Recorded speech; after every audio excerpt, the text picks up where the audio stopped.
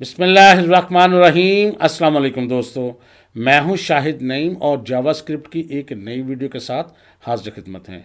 दोस्तों, हस्बे साबिक एक क्वेश्चन करूंगा ताकि हमारी रिवीजन हो सके। तो क्वेश्चन ये है कि जब हमने प्रॉमिस का टॉपिक पढ़ा था जावास्क्रिप्ट के अंदर, तो मैंने आपको बताया था कि प्रॉमिस की 3 स्टेट होती हैं। वो 3 स्टेट क्या हैं वो आपने बतानी है। जब आप रिप्लाई करें तो अपना नाम और अपने शहर का नाम भी साथ लिखें ताकि हमें पता लगे कि आप कहाँ से जावास्क्रिप्ट हमारे साथ सीख रहे हैं। आज हम जावास्क्रिप्ट के कुछ और एडवांस टॉपिक पढ़ेंगे, लेकिन इससे पहले कि हम अपनी वीडियो का आगाज़ करें, तमाम वो दोस्त जो इस चैनल पर नए हैं उनसे गुजारिश है कि अगर अभी तक आपने हमारे चैनल को सब्सक्राइब नहीं किया तो चैनल को सब्सक्राइब कर लीजिए और उसके साथ नजर आने वाले बेल के आइकन पर क्लिक करना मत भूलें। इससे ये होगा कि हमारा एक लॉन्ग टर्म रिलेशनशिप इस्टेब्लिश हो जाएगा। जब भी हम कोई नई वीडियो अपलोड करेंगे आपको उसका नोटिफिकेशन मिलेगा और आप उससे भरपूर फ़ायदा हासिल करेंगे। अब बगैर ताख़ीर के चलते हैं कंप्यूटर की स्क्रीन पर और आज की वीडियो का आगाज़ करते हैं।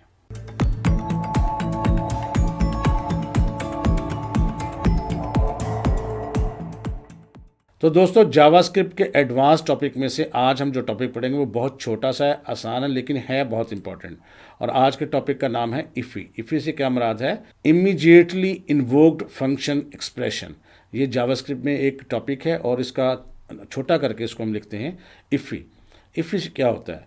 N IIFE is a JavaScript function. ये जावास्क्रिप्ट का एक फंक्शन ही है that is executed immediately after it is defined, जो कि उसको डिफ़ाइन करने के बाद फ़ौरन ही एग्जीक्यूट हो जाता है।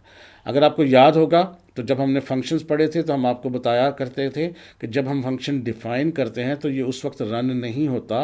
ये रन तब होगा जब हम उसको कॉल करेंगे, यानी उसके नाम के साथ जब उसको हम कॉल करते थे तो फिर वो एग्जीक्यूट हो सकता था। लेकिन ये इफ़ी क्या है? ये इमीडिएटली जैसे ही हम उसको डिफ़ाइन करते हैं फ़ौरन ही रन हो जाता है। और याद रखिएगा एक चीज़ और, कि यहाँ ये जो फंक्शन हम बनाएंगे इफ़ी के साथ वो सिर्फ एक ही दफ़ा एग्जीक्यूट हो सकता है। नॉर्मल फंक्शन जब हम बनाते हैं तो जब उसको एक दफ़ा डिफ़ाइन कर लिया तो उसको बेशक 10 दफ़ा, 20 दफ़ा, 50 दफ़ा या जब आप चाहें उसको कॉल कर सकते हैं, दोबारा एग्जीक्यूट कर सकते हैं। लेकिन ये इफ़ी क्या होगा? ये एक दफ़ा बनेगा, फ़ौरन एग्जीक्यूट होगा और उसके बाद दोबारा हम इसको एग्जीक्यूट नहीं कर सकेंगे। इसका एक फ़ायदा ये होता है कि इसके अंदर जब हमको वेरिएबल्स वगैरह इस्तेमाल करते हैं तो चूँकि हम इसको एक दफ़ा एग्जीक्यूट कर लेते हैं तो फिर वो मेमोरी में ज़्यादा जगह नहीं घेरते, अदरवाइज़ वो मेमोरी में जगह लेते हैं। ये नॉर्मली कब इस्तेमाल होता है? बहुत सारी चीज़ें ऐसी होती हैं कि जहाँ पर हमें फ़ंक्शन खामखा इस्तेमाल करना पड़ता है। जैसे अगर आपने पहले देखा होगा पिछली जब हमने बात की असिंक अवेट की, तो उसमें असिंक फंक्शन के साथ अवेट तभी इस्तेमाल हो सकता है जब हम असिंक फंक्शन को इस्तेमाल करें और उसके बाद उसको कॉल भी करना पड़ता था। लेकिन अगर हम उसको इफ़ी बना लेंगे तो क्या होगा? हमें उसको कॉल करने की ज़रूरत नहीं होगी। तो लिहाजा परेशान होने की ज़रूरत नहीं। ये इफ़ी बनाना कैसे है इसके लिए मैं आपको इसका सिंटैक्स बताता हूँ, आपको फ़ौरन समझ आ जाएगी। ये देखें, ये फंक्शन लिखते हैं हम और आगे छोटी ब्रैकेट्स लगाते हैं और उसके अंदर उसकी कोडिंग करते हैं और उसके बाद उसको क्लोज़ कर देते हैं। ये है वो तरीका जो हम नॉर्मल फंक्शन डिफ़ाइन करते हैं। लेकिन किसी भी फंक्शन को आप इफ़ी फंक्शन बना सकते हैं, यानी इमीडिएटली उसको इन्वोक कर सकते हैं। कैसे? सिर्फ और सिर्फ ये करना है कि जो फंक्शन लिखा हुआ है उस सारे को आपने सबसे पहले तो छोटी ब्रैकेट में क्लोज़ कर देना है।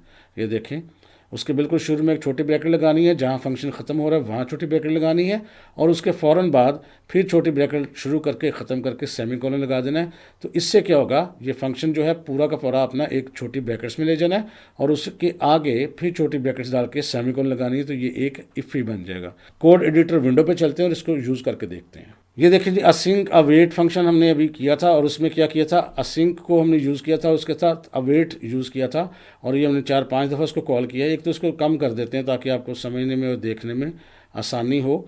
इसको हम बस 2 दफ़ा इसके अंदर इसको कॉल करते हैं ताकि 2 दफ़ा ये रिज़ल्ट आए। ये छोटा सा फंक्शन है और इस फंक्शन को हमने असिंक फंक्शन बनाया क्योंकि असिंक जो है उसके अंदर ही अवेट इस्तेमाल हो सकता है। और हमने ये जो ऊपर अभी एक फंक्शन बनाया था जिसमें प्रॉमिस रिटर्न हुई थी और उसको रन करके देखा था। और इसको चलाने के लिए सबसे नीचे देखें, इस फंक्शन का नाम लिख के इसको हमने चलाया था। एक दफ़ा इसको चला के भी देख लेते हैं, सेव करता हूँ, रिज़ल्ट देखते हैं। ये देखें, यहाँ रिज़ल्ट आया, कुछ सेकंड का वेट और फिर दूसरा रिज़ल्ट आया और इस तरह ये पूरा फंक्शन चल गया। लेकिन इसके लिए हमें इसको कॉल करना पड़ा था। अगर इसको दोबारा हमने चलाना था तो हम क्या करेंगे? इसको दोबारा कॉल करेंगे। यहाँ हम लिख सकते हैं फंक्शन का नाम जो कि रिज़ल्ट है, ये रिज़ल्ट, और आगे ये देखें इस तरह से अगर एंटर प्रेस करेंगे तो ये देखें दोबारा से ये चल पड़ेगा। ये देखें, और साथ ही प्रॉमिस भी रिटर्न कर रहा है, क्योंकि ये एक असिंक अवेट इसके अंदर इस्तेमाल किया गया है। ये देखें प्रॉमिस भी रिटर्न कर रहा है। पर इसके लिए चलाने के लिए हमें इसको कॉल करना पड़ता है। अब हम अगर इसको इफ़ी फंक्शन में कन्वर्ट कर लेंगे तो फिर हमें इसको कॉल करने की ज़रूरत नहीं रहेगी। वो क्या करेंगे, ये देखें, पहले तो ये समझ लें कि अगर इसका हम यहाँ से कॉल ख़त्म कर देते हैं, ये देखें कॉल इसको हमने किया था, ख़त्म कर दिया। अब अगर इसका रिजल्ट देखेंगे तो कुछ भी नहीं आएगा। करके देख लेते हैं।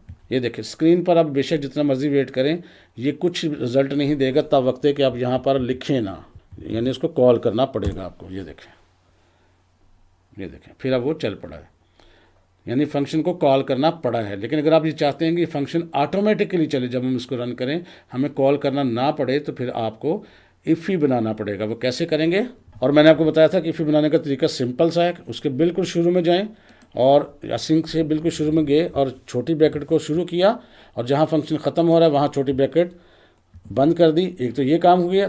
फिर क्या किया, फिर दोबारा छोटी ब्रैकेट को शुरू और ख़त्म किया और आखिर पर लगा दिया सेमीकोलन लें जी। बस इतना सा काम।